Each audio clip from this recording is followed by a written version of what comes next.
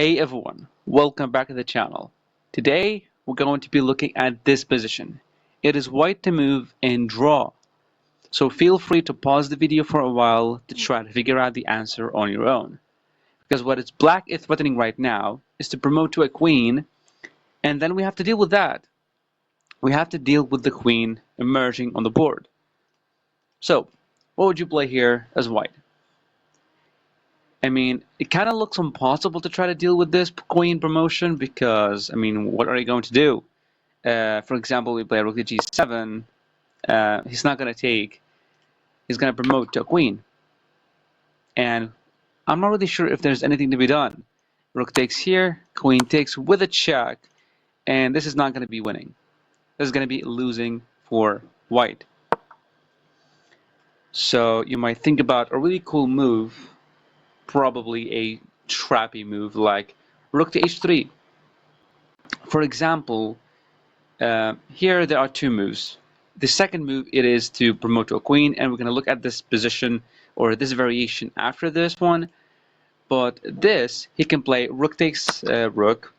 We play rook to g7, trying to stop this pawn. And actually, if black defends the pawn, this is a draw. This is a draw because we then defend our pawn. We get the king closer, we push the pawn and try to promote to a queen. He does the same, it's going to be also a draw. It's crazy. But you know what is the best move in this position for black that actually wins this game? It's not to defend this pawn, not to defend it. It's to play check. I mean, king moves up, it doesn't really matter where.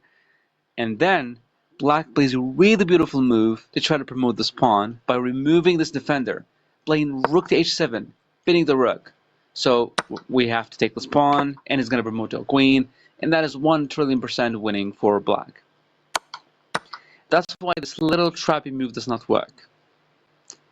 Okay, it does work in some other variation where he promotes, but then we're going to see this right now. Okay, so it's not rook to g7 and it's not rook to h3, so how do we deal with the queen promotion? If you thought about pushing this pawn for some reason, it is too slow. Too slow because black will be able to promote. Pushing is not going to help. A lot of checks are going to be on the board. King moving here, checks.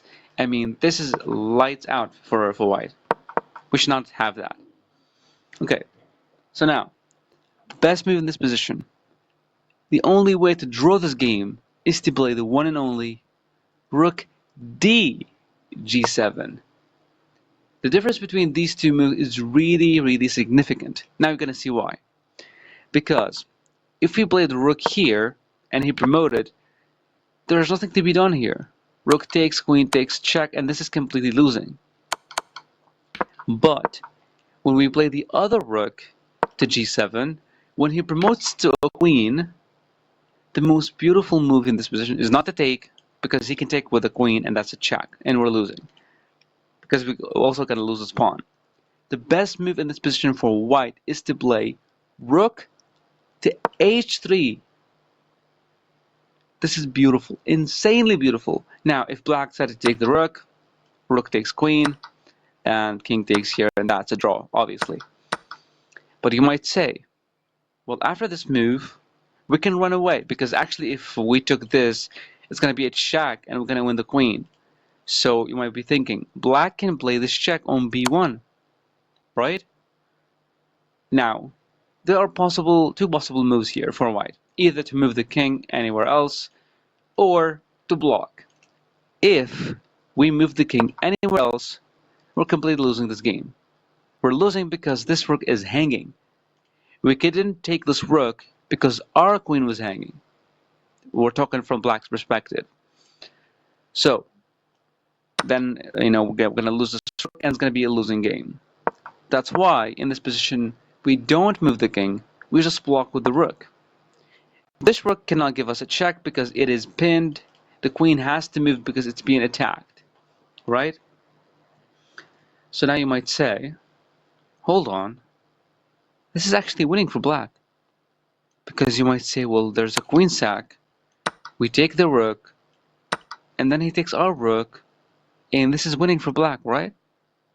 No, it is not winning for black because of this pawn. We can push the pawn. This pawn cannot be stopped. You know why? Because the rook cannot go here to stop it from behind. And even if it did, the king's too close to the pawn. So rook's going to try to go here to stop it.